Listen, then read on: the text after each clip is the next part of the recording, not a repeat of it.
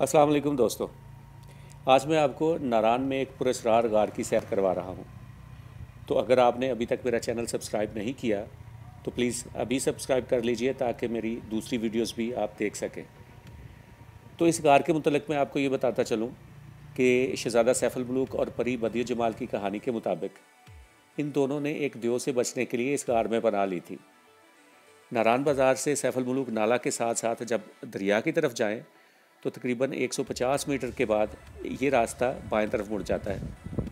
यहाँ से चंद मीटर के फासले पर चट्टानों के दरमियान में ये तंग सा गार वाक़या है। इस गार का दहाना बामुश्किल 2.5 फुट होगा, जो अंदर जाते हुए मज़ीद तंग होता जाता है और तकरीबन 15 फुट के तंग व तारीक रास्ते के बाद ये गार कदरे वसी हो जाता है, मगर सिर्फ इतना कि इसमें चंद अफराद खड़े हो सकें। यहाँ तारीकी इतनी ज़्यादा होती है कि कुछ भी नज़र नहीं आता। लिहाजा अगर आप इस गार की सैर करने के लिए जा रहे हैं, इसके अंदर जा रहे हैं, तो आपके पास एक बहुत अच्छी ताकतवर टार्च होनी ज़रूरी है।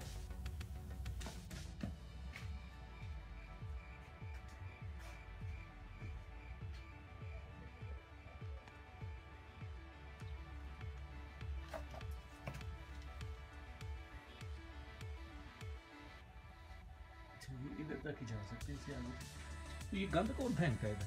बस साहब, ये गंद कचरा फेंक देते हैं। इस मुकाम से थोड़ा सा आगे एक और गार है जिसका दहाना 2-2.5 फुट चौड़ा और 2-2.5 फुट ही ऊंचा है।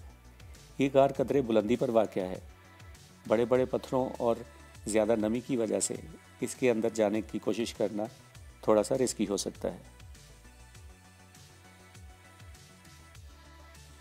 हर खूबसूरत मुकाम की तरह हमारे भाइयों ने यहाँ पर भी कचरा फैलाकर और दीवारों पर लिखाई करके अपने ज़र्फ़ का मुज़ाहरा किया हुआ है।